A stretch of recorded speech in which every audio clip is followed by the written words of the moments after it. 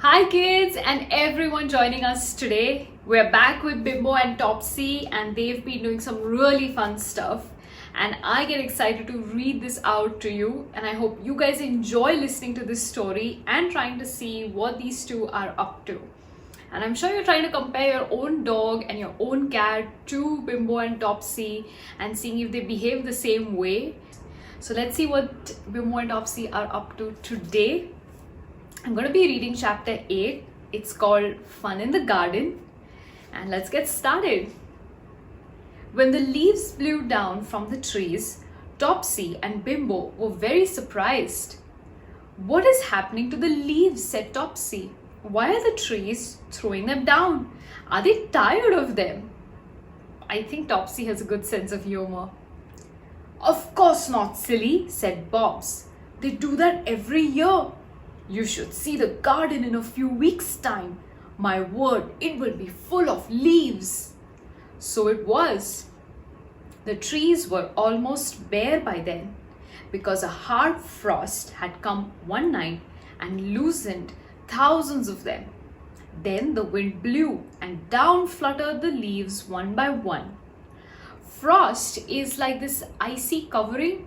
So that happens when the weather gets really cold and the water vapor in the air begins to freeze, and that's why you see like this layer of ice on the leaves.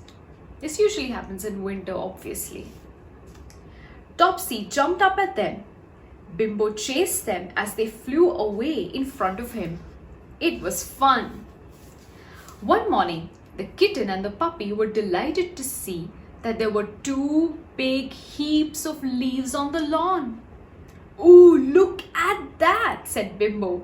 "The leaves have tidied themselves and put themselves all together on the lawn for us to play.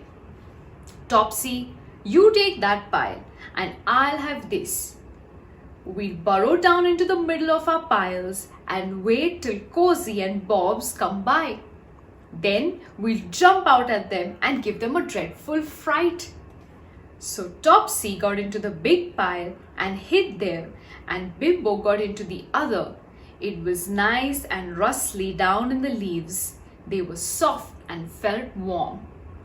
I'm telling you, this pair of kitten and puppy are one kind of a job. They are really, really naughty. And now they have this plan to trouble the bigger cat and dog, Bobs and Cosy. Soon, Bobs came trotting by himself and looked for Topsy. But she didn't seem to be anywhere. How funny! Bobs was quite sure he had seen her go out in the garden a few minutes back. He called to Cosy, who was creeping after a bird near the hedge. "Cosy, come here. Have you seen Topsy or Bimbo?" "No," said Cosy as the bird flew away. "I was looking for Bimbo. I say, Bobs, I've got such a good idea." "What?" said Bobs. "I don't much like your ideas, but you can tell me if you like." "Well, listen," said Cosy. "Let's get inside those piles of leaves and wait till Topsy and Bimbo come by. And then we can jump out at them and give them a terrible fright." Oh my God, pets, they can be funny, but they seem to be very naughty in this case.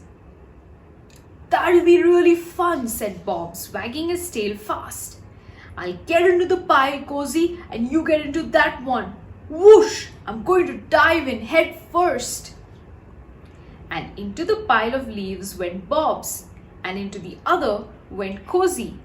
But of course, Topsy and Bimbo were already hidden there.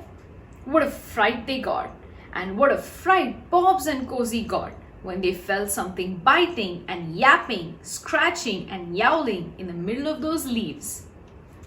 I'm sure when your friends come over or when your cousins come over and it's a holiday time, all of you get together and you decide to pull a prank on the other group.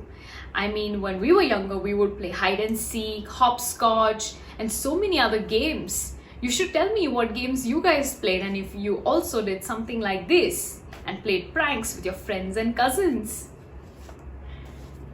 "There's a monster there," yelped Bobs, and began to fight Topsy. "There's a tiger here," said Cosy, and began to scratch with all her might at Bimbo. Well, she's gonna have really sharp claws. Remember, she was trying to scratch the bark of the tree in the last chapter? So I don't want to be scratched by Cosy anytime soon. The gardener came by just then and was most astonished to see hundreds of leaves flying all over the lawn, and to hear yowls and hisses, yaps and mews coming from the middle of them. "Those animals," he said to himself. "Here I go and sweep up those untidy leaves into two neat piles, and the next time I come by, I see them being scattered all over the garden. I'll teach those mischievous animals to play about like that." And he fetched his broom and began to sweep up Bob's, Topsy, Cosy, and Bimbo as fast as he could. They simply couldn't imagine what was happening. As soon as they found their legs, they were swept right off them again and sent round and round the lawn at top speed. First one, then another. "What is it? What is it?" yelled Topsy.